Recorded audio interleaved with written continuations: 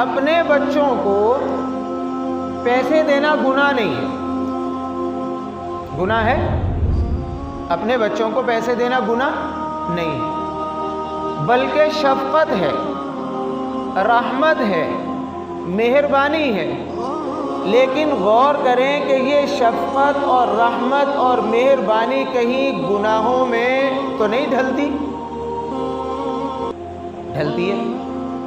مثال کے طور پر آپ کا ایک چھوٹا بچہ ہے، سارے بچوں کو 10-10 20-20 روپے ملتے ہیں، لیکن آپ 100 دیتے ہیں.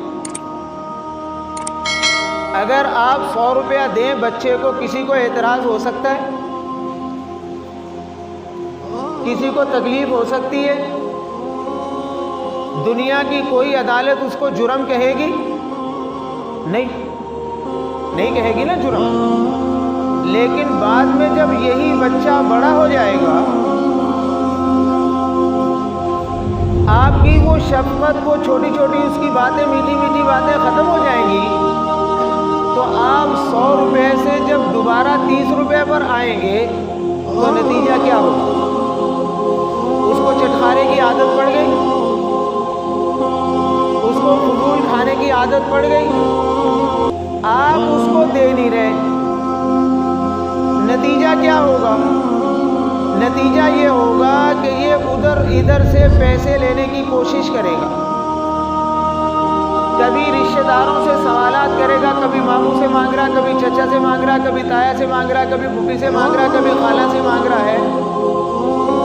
تو وہ ایک مرتبہ دے دیں گے، لیکن جب اس کو مانگنے کی عادت پڑی ہے تو بری عادت پڑ رہی ہے نہیں پڑ رہی؟ انہوں نے دینا بند کر دیا. اب وہ بچہ کیا کرے گا؟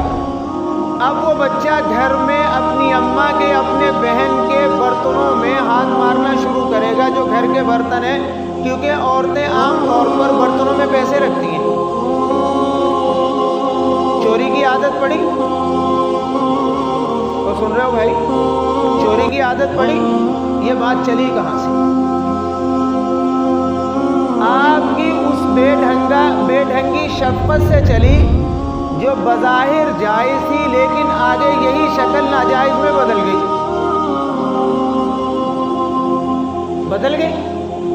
شریعت کیا کہہ رہی ہے؟ شریعت کہہ رہی ہے کہ یہ جو راستہ جائز تھا، اس پہ غور کرو کہ کہیں ناجائز راستے میں تو نہیں بدل رہا.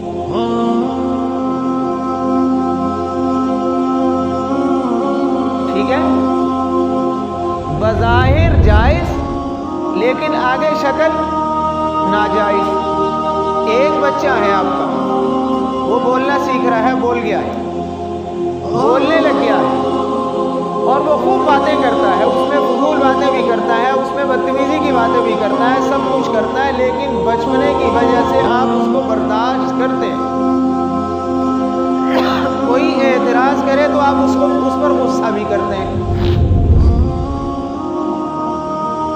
جائز ہے، آپ کہیں گے میرا بیٹا ہے، میرے سے باتیں کر رہا ہے، میں جب برداشت کر رہا ہوں تمہیں کیا تکلیف ہے؟ لیکن یہی بچہ جب تھوڑا سا بڑا ہوگا تو اس کو فضول باتیں کرنے کی عادت پڑ گئی ہے نہیں پڑ گئی؟ بولو یار، پڑ گئی ہے. جب بڑا ہوگا وہی باتیں جب ابا سے کرے گا، اب ابا کو بھی تکلیف شروع ہوگی. اماں سے کرے گا، اب اماں کو بھی تکلیف شروع ہوگی. خالہ سے کرے گا، خالہ کو بھی تکلیف شروع ہوگی. باہر جا کے جب وہی باتیں کرے گا تو تکلیف شروع ہوگی. تو اس بات کا شروع بہت اچھا تھا، نتیجہ برا ہوا. نتیجہ. اور تقوی کا معنی کیا ہے؟ بچنا. بچنے کا مطلب یہ ہے کہ بظاہر وہ راستہ شروع میں اچھا ہے لیکن نتیجہ برا ہو رہا ہے. اسلام کہہ رہا ہے اس راستے سے بھی بچو. دیکھو بھائی، ایک عورت، اس کے 2 بچے ہیں. ایک بچے کو وہ گود میں اٹھائے رکھتی ہے اور دوسرے بچے کو وہ آزاد چھوڑ دیتی ہے. دیکھنے والا یہ سمجھے گا کہ یہ عورت ظالمہ ہے،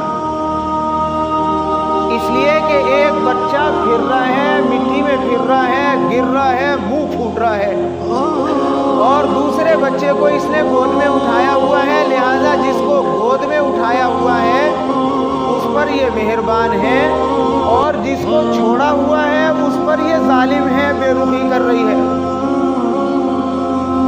लेकिन जब 2 महीने गुजरे, जो गिरता फिरता था उसको चलना आ गया, और जिसको गोद में उठाया हुआ था उसकी टांगें कमजोर हो गई। बात को समझो भाई। बज़ाहिर माँ उस बच्चे के बारे में जालिम नजर आ रही थी, लेकिन नतीजा मेहरबानी की शक्ल में जाहिर हुआ। और इस बच्चे के बारे में बज़ाहिर माँ मेहरबान नजर आ रही थी, नतीजा ज़्यादती की शक्ल में जाहिर हुआ।